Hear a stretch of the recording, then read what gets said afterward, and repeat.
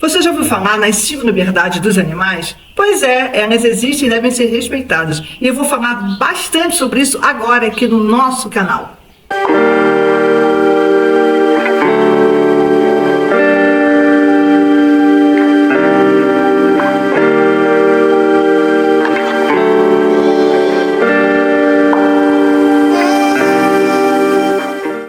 É liberdade, né? Essa palavra aí, liberdade, o que será mesmo que quer dizer essa história?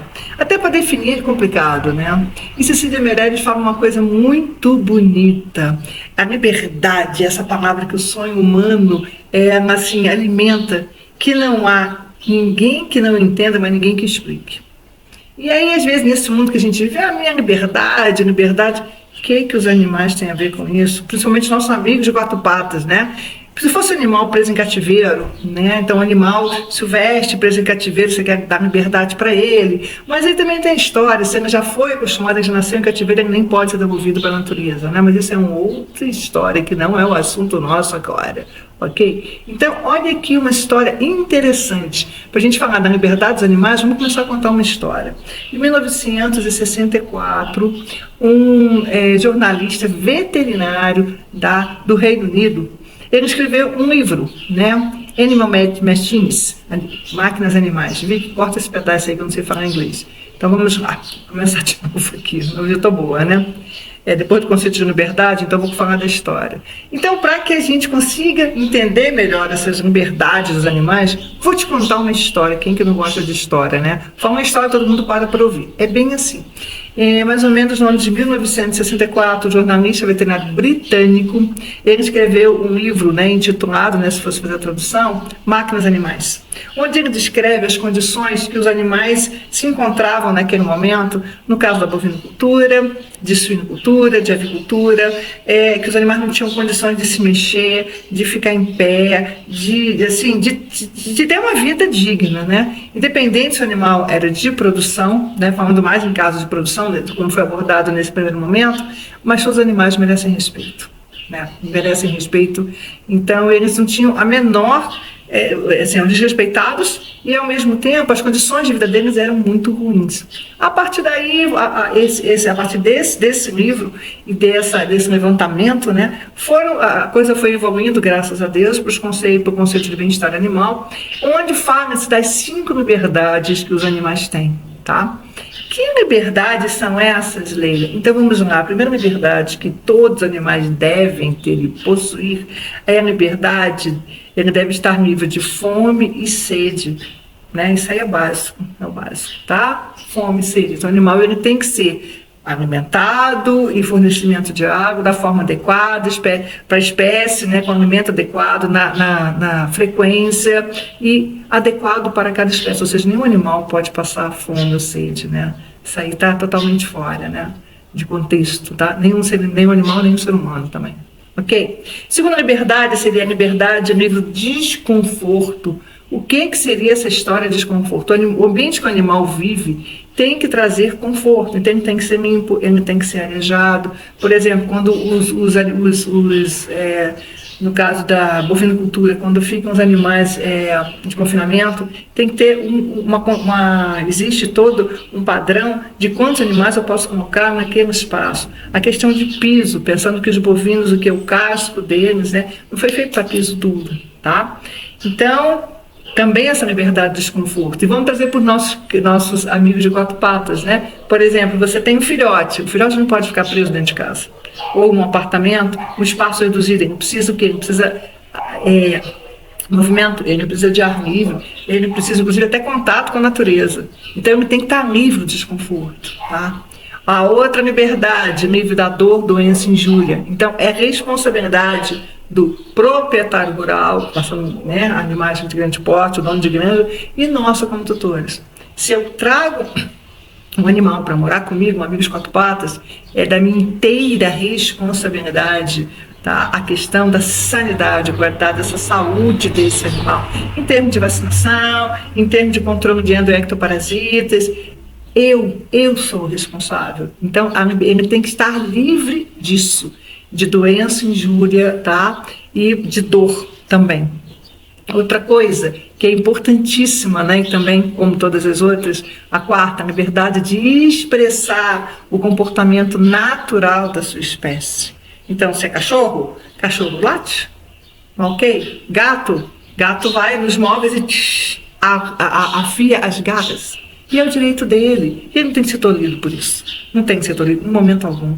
Essa é uma liberdade que lhe é garantida, ou deveria. E a última, né, também não menos importante, a liberdade do medo e do estresse. Os animais não podem viver com medo e em condições de estresse. Não podem. Está errado também isso. Vamos trazer um exemplo assim, bem prático, para talvez fique mais fácil da gente entender como isso pode acontecer na vida real, né? Como seria isso? Imaginei, vamos fazer uma imagem aqui. Imaginemos uma pessoa que quer ter um tutor que quer ter um cachorro. Nossa, eu quero ter um cachorro e tudo. E esse tutor, olha a vida que ele leva. É uma vida assim, muito agitada, muito trabalho, muita reunião, né? E com muitas viagens. O que é o cotidiano de muita gente, né? Pelo menos eu conheço muita gente que seja assim, ok. Aí essa pessoa escolhe quem, que raça. Estou fazendo essa imagem, vamos comigo. Vamos construindo essa história.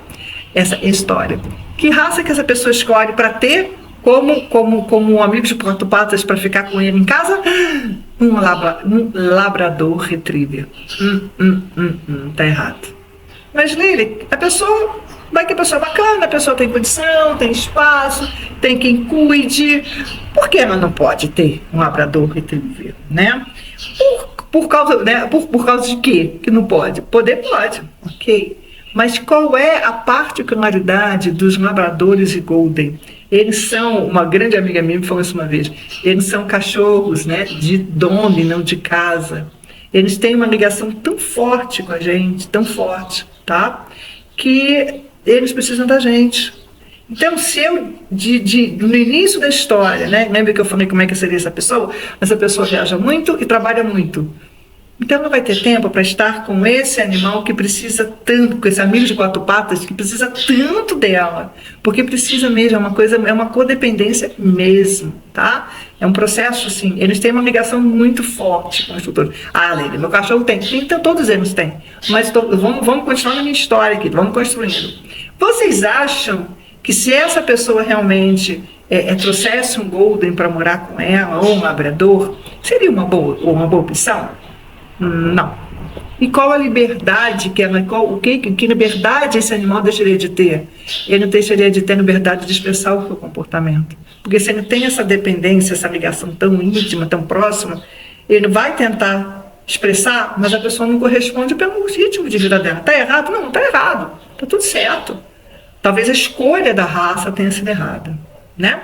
Ok, então a primeira liberdade é essa. Ele não vai perder essa liberdade de expressar esse comportamento que não é típico de todo, não são todas as raças caninas que são assim, mas essa é.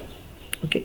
Além disso, essa liberdade, ele não vai estar livre do estresse, porque isso vai provocar um estresse grande nele.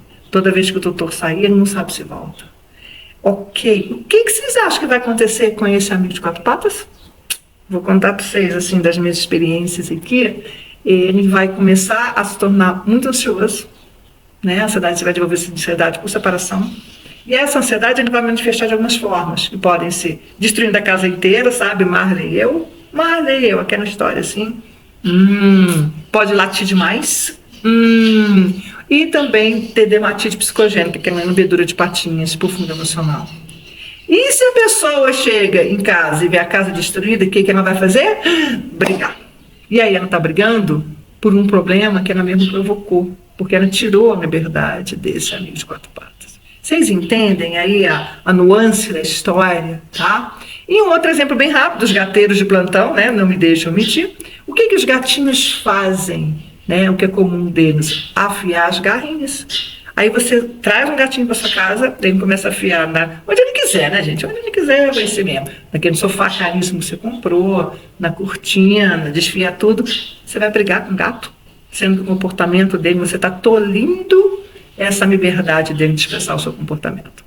Então, tudo isso é muito importante para nortear o quê? A noção de que saúde e bem-estar animal. Porque o que se quer obedecer nessas 5 liberdades? Promover saúde e bem-estar e que eles vivam bem felizes perto da gente, com o devido respeito que eles merecem. certo? Então, se você acha que esse conteúdo pode se interessar para alguém que você conheça, divulgue, passe, compartilhe, né? Toque no sininho, se inscreva no nosso canal. O canal é nosso, não é meu, não é o canal da Leila, da doutora Leila Leal, não, que sou eu, não é nosso. E você já observou isso em algum animal, algum amigo de quatro patas seu, ou de alguém? Então compartilha, conta essa história aqui, vamos conversar sobre o assunto. Ok? Então fica aí, fica a dica das 5 verdades que vão permitir e vão dar o devido respeito e a devida dignidade aos nossos amigos de quatro patas e a todos os outros amigos, né, do reino animal.